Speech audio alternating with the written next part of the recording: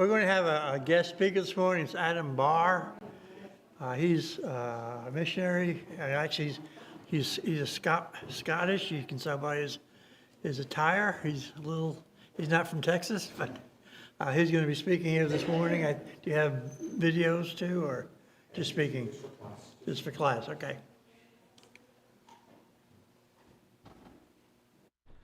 Good morning. Can everyone hear me okay? I'm thrilled to be here. I'm going to stand round here so that I'm not cutting you guys off. This is our first time in Boyd, and you guys actually support us to preach in Scotland. My wife and I. My wife's not with me this time because her mum pretty much relies on her every day for mobility issues. So she's not. She usually comes with me, and I hate that she didn't get to meet you guys.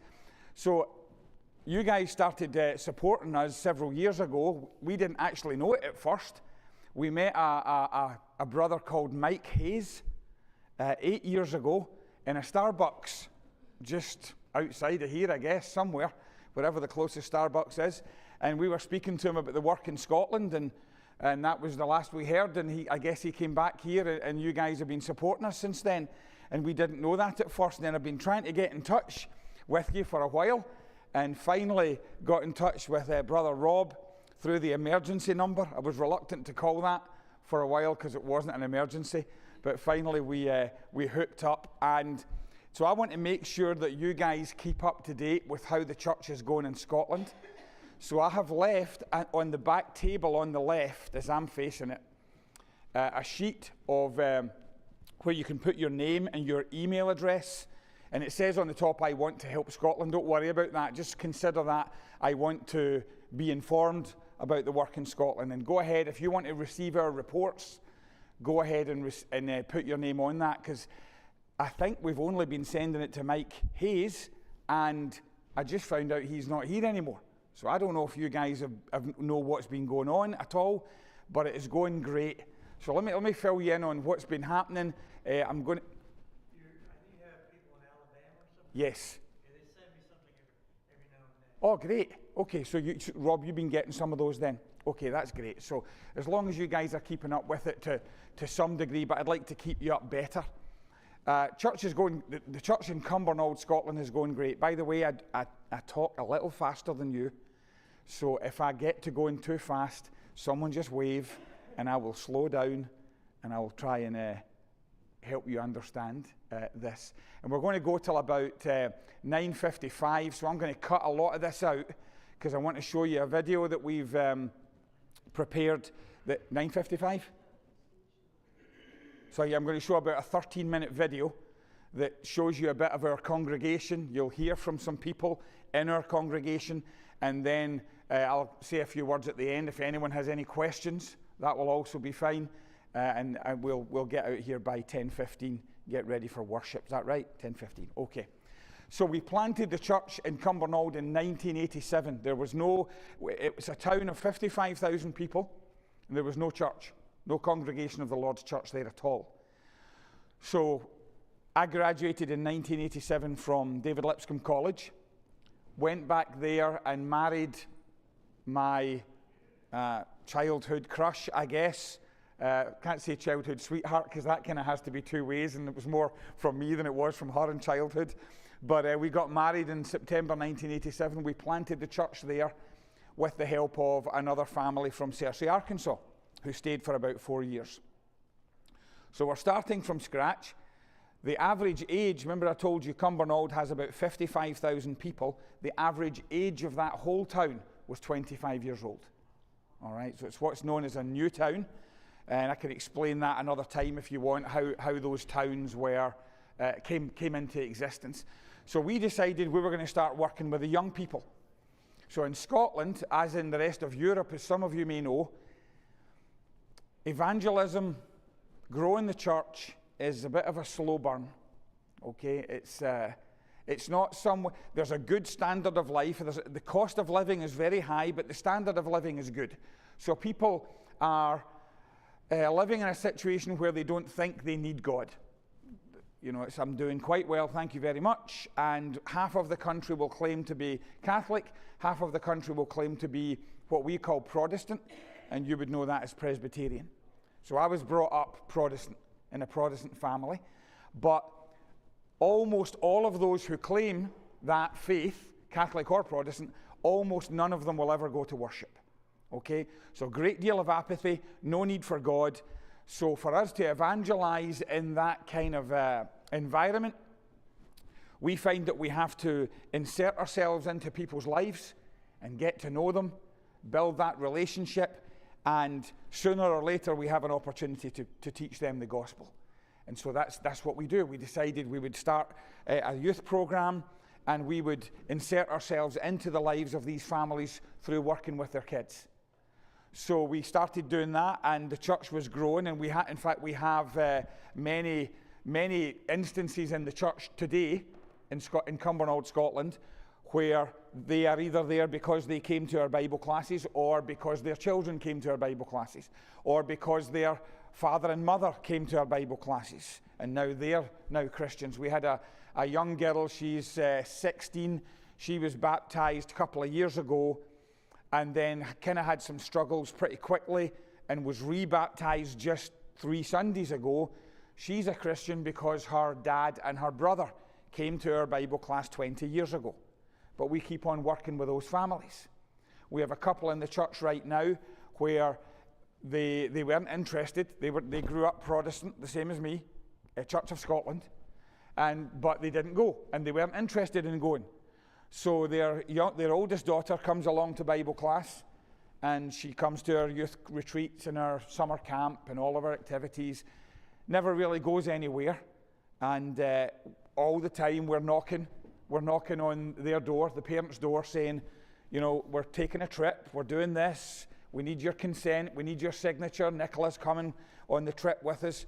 By the way, we have this going on, we have a special meeting coming up, we'd like you to come. No, thank you, not for me, not interested. So that goes on all the time. That's how we work. Nicola coming to our youth program never came to anything, but we're getting to know the family. So then this is just an example. So then her younger sister starts coming along to Bible class, and our youth program, and our camp, and our youth retreats, and all of those things. And we're knocking on the door of the family all the time. Well, we managed to start a Bible study with the younger sister, Emma, because we're big on one-on-one Bible studies. All right, so when the young people come through our Bible classes and then start coming to worship, we try and get a study going with them, pick them up after school, and have that personal study. So they may ask a question in Bible class, and we'll say, why don't we get together and talk about that after school one day? And that's how we get that started. And we say, we'll pick you up at school, we'll take you home, we'll go to your house. So we're having the Bible study in front of the mum or the dad or whatever parent's there, and we want them to be listening as well. That's it, it's friendship evangelism. So we get the study going with Emma, the younger sister, still knocking on the door, still doesn't come to anything, parents aren't interested, and Emma, her study kind of fizzles out without going anywhere. Meantime, her younger brother starts coming along, David, comes to all the events, comes to all the youth activities, starts coming to worship. We start a Bible study with him after school. He becomes a Christian. All the time we're knocking on the door of Ian and Karen, the parents, not interested. They didn't even come to his baptism. Okay? It's fine for him. Leave us out. But we're developing a good relationship. So you all know what I mean when, do you all use the word banter?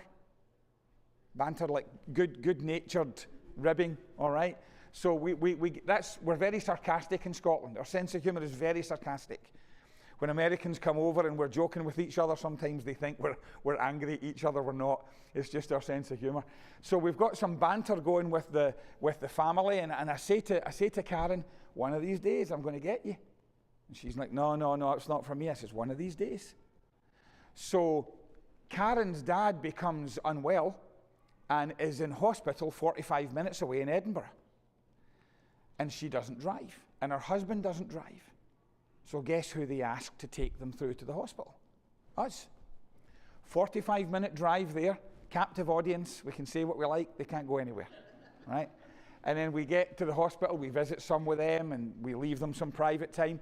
45-minute drive back, 3 times a week for 3 weeks. We did that. A couple of weeks later, we have a gospel meeting coming up. So I knock on the door, and it's just Karen. Ian's not there. So Karen's sitting in there with two of her friends, having a glass of wine at 2 o'clock in the afternoon. And I come in and we have some small talk, we have some banter, and I say, Karen, we've got a special meeting coming up. Guest speaker, love for you to come. And this is exactly what she done. She's holding her glass and she went, fine, I'll come. You know, I guess she feels obligated because we've helped her out so much in the last few weeks. That's okay. We're okay with whatever reason she has for coming that first time. We're okay with that. We just want the seed planted. And she came, and then her husband came, and both of them are Christians. That took about 15 to 20 years to reach that family, you see. And so that's the nature of the work in Scotland. It's not unusual not to have any baptisms in a year. 1 baptism, 2 baptisms, that's good. 3 baptisms is great. That's a great year. That's how slow it goes. Now, saying that, we were growing consistently. In fact, in the last, just a couple of years ago, Graham, my co-worker, Graham and I kind of counted up and we thought, you know what, we've had at least 1 baptism every year for the last 14 years. And that's good going in Scotland. It's not like that. But so we're growing and we're in a little building we don't do square feet in Scotland. We don't sell things like that. So I have no concept of square footage. But we were in a little building that was smaller than this section. Okay, quite a bit smaller than this one section. And so we knew we were going to have to move out of that soon. So we're looking for a piece of land. And I'm going to have to cut this really short, but you'll get a little bit of it in the video. And if you want to talk to me afterwards, you can. I'll talk all day about Scotland and the kingdom there if you want. So we're looking for a piece of land. Long story short, land in Scotland that you can build on is about $1.3 million an acre. Yeah. So we don't buy that land. We have to get land that the local government deems as unsuitable for building homes or anything that's of commercial value. So basically they sell that to groups like the church or non-profit organizations who can't afford the proper real estate. And maybe it's because the infrastructure is not going to be able to be in place, or there's a stream there, or there's something that makes it unviable for homes or factories or hotels, stuff like that. So we found out through asking for 10 years, and they were always saying no, no, no, no, you can't have that one, you can't have that one. Finally, they said, you can have this one, it'll be £100,000, and it was for about an acre. So about $130,000, okay, for the acre. But then they said, but you're not allowed to build on it. We'll let you buy it, but you're not allowed to build on it. What's the point of that? But at least we found out how much it was going to cost. Then not even a couple of years, shortly after that, they said, there's no more land, guys. There's no more land for the church or any group like the church. So you're going to have to buy an old building that needs work and all that sort of thing. Well, we found an old building, and it was probably about the size of this auditorium. This worship area here was an old pub. It had been left derelict, and it was vandalized and damaged. We were going to have to knock it down. There was no land at all, so the public footpath came right up to the outside wall. And this was it. And it was going to cost to buy and renovate or demolish and rebuild about $2.5 million, which, well, you know, you can't grow. There's no way to go. If the church grows, we didn't see any point in going down that road. So we're going to have to look at private land. Now, when we were looking at some of the government land, there was a section, and you'll see it in the video, there were 3 sections of government land in this area called Auchincilns. And there was another bit here. If you divided it into like 4 quadrants, there was another bit here. We'd asked about all 3. They'd said no. We said, what about this bit? They said, well, it's private. So we just ignored that. But then when they said there was no land, we thought, we'll just phone this guy who owns this private land. He lives in Ireland. We found out who the owner was. It wasn't for sale. We didn't know how big it was, nothing. We just phoned him up. And we knew government land would cost about £100,000 an acre. So we called him up and we said, sir, we know you own the land at Auchincilns. Would you like to sell us an acre for about £100,000? And he literally laughed at us on the phone. And he said, this quote, he says, guys, this land is worth millions. I'm not going to sell you an acre for £100,000. It was more of a Hail Mary call than anything. It wasn't, we weren't serious. We just, sometimes you got to ask. And that we asked, and he said no, and we expected that. So we hung up, never thought any more about it. 6 months later, that land comes up for sale. So I called up. Now, it's listed at $4.5 million for 3 1/3 acres. All right? So I'm calling up, but we're not going to buy that. All right? I'm calling up to get, you call it the listing. We call it the schedule, the brochure. And I just want to see. I'm just being nosy. That's all, I'll be honest with you. I just wanted to have a look. And the guy sent it to me, and I had a look for 10 minutes, and then I threw it in the bin, the trash. All right? And that was it. Never thought any more about it. But little did I know that agent, Gregor, was registering my name as an interested party in the land at Auchenkilns. Didn't know who I was, didn't know it was the church, nothing. Just Adam Barr. So he calls me about 6 months later, and he says, Adam, how do you like to, are you still interested in buying the land at Auchenkilns? And I says, Gregor, that land's too much for us. The land on the other side of the interstate, it's on the second busiest interstate in the country, with 80,000 vehicles going by every morning and then again every evening. And the land on the other side of the interstate had just sold 2 years earlier for $9 million, and there's homes on that now. So I says, it's too much for us. He says, well, I know it's marketed at $4.5 million, but you could get it for about 900,000. So, yeah, you raise your eyebrows. I was sleeping, actually, in the minibus because I was down in England on a youth trip, and I was sleeping so that I could drive them home safely that night. So I'm kind of groggy, and I'm saying, well, okay, that's still too much for us, but I thought I'll ask him again. I didn't even mention an acre this time. I says, would you be willing to sell a piece of it for £100,000, $130,000? Right away, said yes. So now I'm awake. And I say, okay, I'll get back to you tomorrow. I'm down on I'm on a trip right now, and I'll get back to you tomorrow. I called the guys in the church. I says, we need to meet down at Auchenkilns tomorrow morning. I'll be home about 4 in the morning. We need to meet down there at 9 in the morning and we need to pray over this. Before we even got there, Gregor calls back and he says, Mr. Barr, the owner really can't divide this land up and sell it in parcels. So he needs you to buy the whole site. I said, Gregor, that's too much. We can't buy it. Can't buy the whole site. He says, what? The quote. He says, what if I told you you could buy it for something beginning with a 3? And I'm thinking 301. He's probably thinking 390. I don't know. We can thrash that out later. So I said, can you give us a week? Because there was one of my elders at Mayfair in Huntsville, and the preacher were due over that Monday because we were hosting a lectureship, and they were going to be the teachers. I said, can you give us a week? So they came over, we went down, we prayed about it. They says, you guys got to go for this. This is once in a lifetime. The location and visibility of this is ridiculous. So we called them back on Tuesday, and I'm going to need to hurry this up, but called them back on Tuesday and said, we're interested. He said, okay, so are 5 others. 5 others are interested now. 4 of them we found out were businesses, companies, and 1 of them was a denomination that we're not sure who they were. Later on, we found, just skipping ahead a little, all of the offers were higher than ours. We did offer 301, plus sales tax, which is 20%. So it was about 361 was the final offer. Got it all ready, got it submitted. They called us on 31st of December and said, Church of Christ is preferred bidder. No explanation. Doesn't make sense. He asked us about payment. This is 31st of December. We said, Gregor, we won't be able to pay, and I'm plucking a date out the top of my head. We won't be able to pay till at least the end of March. He says, well, Mr. Barr, 4 of these offers are ready to pay tomorrow, and they're all higher than yours. I said, I don't know what to tell you. We have to make sure that we can build on this land, because Scotland's old coal mining country, and there's a lot of disused coal shafts, and anytime you buy land, you have to make sure, do a study by the coal board, and make sure there's no shafts there. We have to do that. We have to make sure it'll be rezoned, because it wasn't zoned for a church building, and the government are very strict about that. And thirdly, I told him we have to raise the money because we don't have any money. And he says, I'm going to have to go back and speak to the bank and the owner. The bank were involved somehow.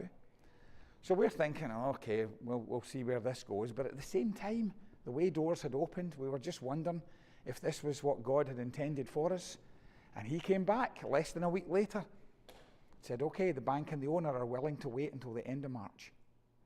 And then we found out there was a protected species on the land, and we might not have been able to build at all, 2 protected species actually.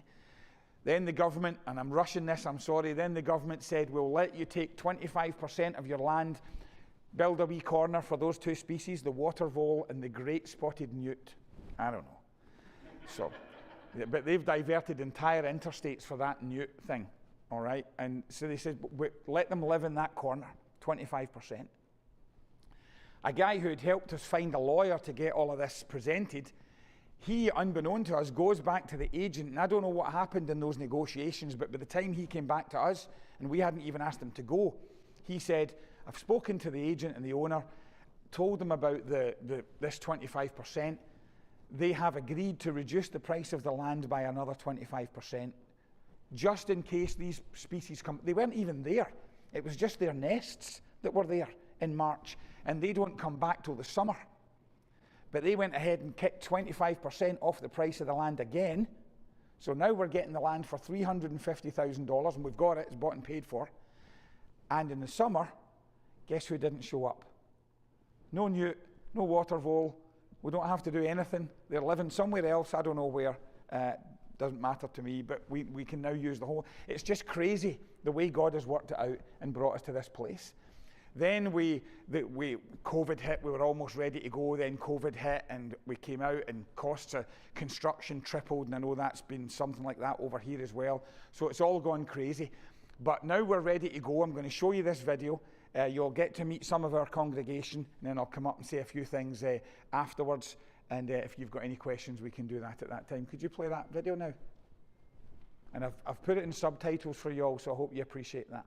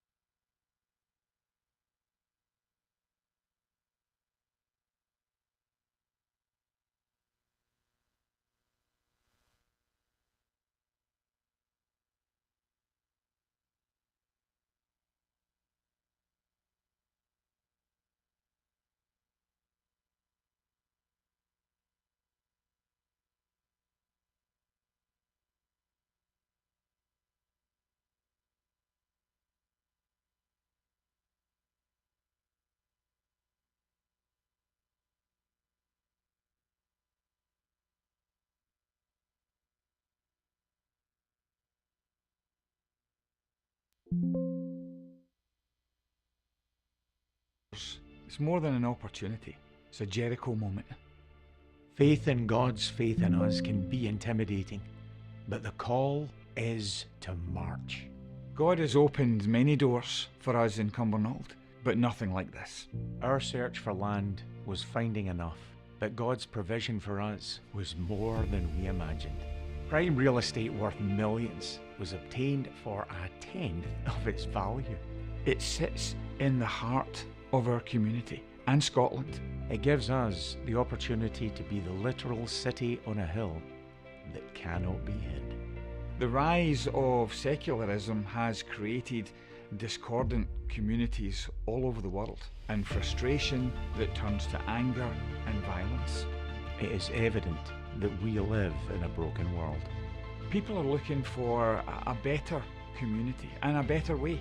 God has already established the way and the community, His church. We believe that God has placed us in a position to rise to this moment that pushes back against the world's confusion. I see people in our church family shining the light of Christ in our community in ways that inspire others to come and know Him. You should hear their stories.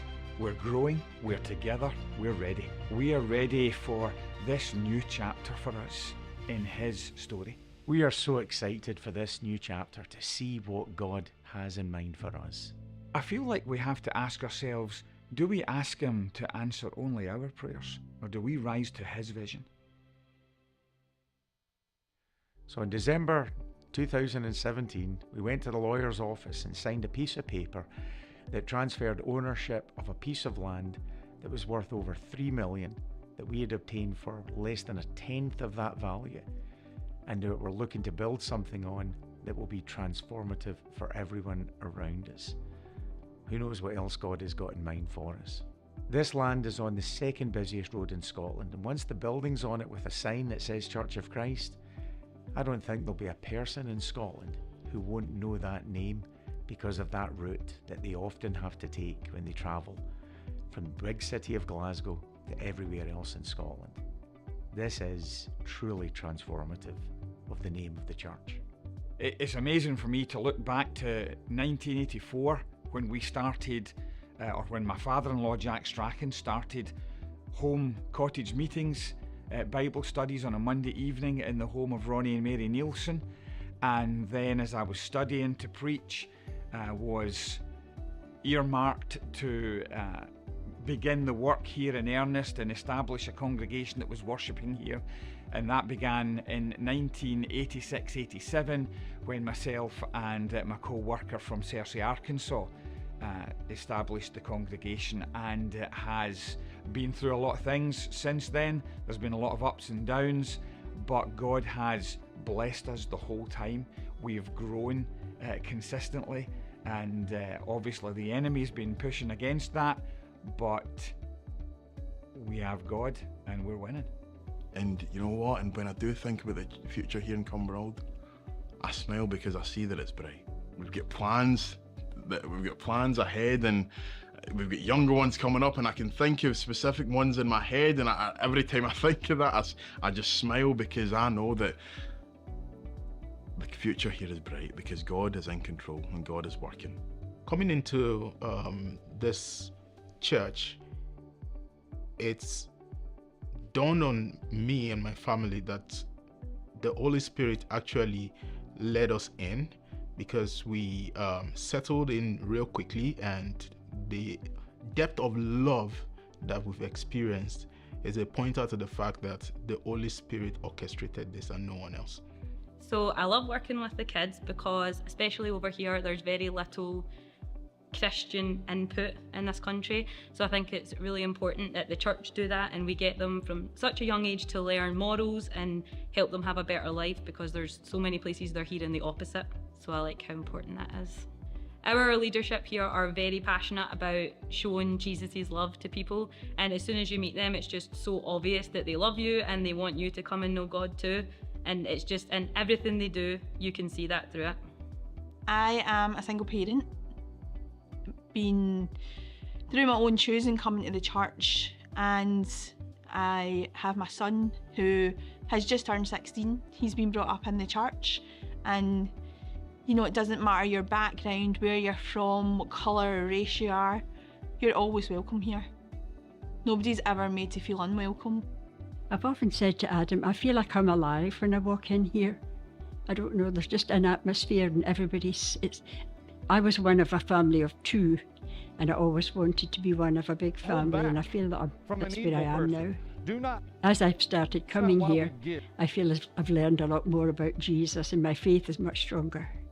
Living in a Christian life, knowing the Word of God, you know what's your future. That's the most important thing of, I think, in a life, on a person that would know actually, you know, just to realize that life after death, there is a future for each person, learning about the church, learning about the truth. My prayer for the church in the future, and what I would like to think the future in Cumbernauld Church, is the continuity of the church, having the leadership that we have now, of course with Graham and Adam, and you know, having young men and men alike, you know, being under their wings and being trained to just keep the work going. Cumbernauld Church has impacted me personally, given me a focus, if you like, and know that we belong, know we're definitely saved, and it's some place to look forward to being a part of and going to every week.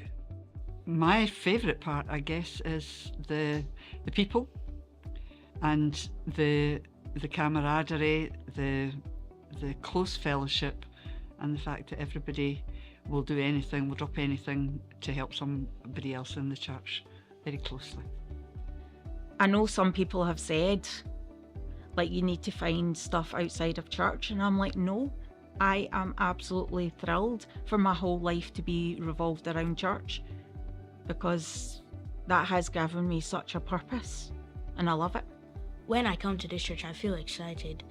I feel like I've come to worship God with my friends and my family. This church has helped me realize that God is more superior than everything in this world.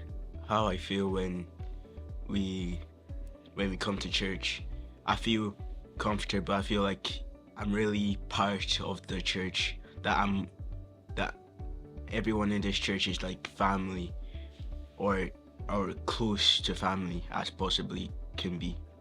My hope and prayer for the church is that the church continue to grow. Lately, we've been seeing a lot of growth has been happening, and which means we need our own space. And we've been doing different things with the community. We've been having like food banks, warm bank, like people come here and just have a cup of tea, drink, and just have a chat. We want to be able for the church to be able to grow. The future will see that in the next few years, there might not even be enough space for people to sit down where we are now. So as my wife has said, our hope is that we have a bigger space so that people can join us, so that we can both grow in number and also grow spiritually.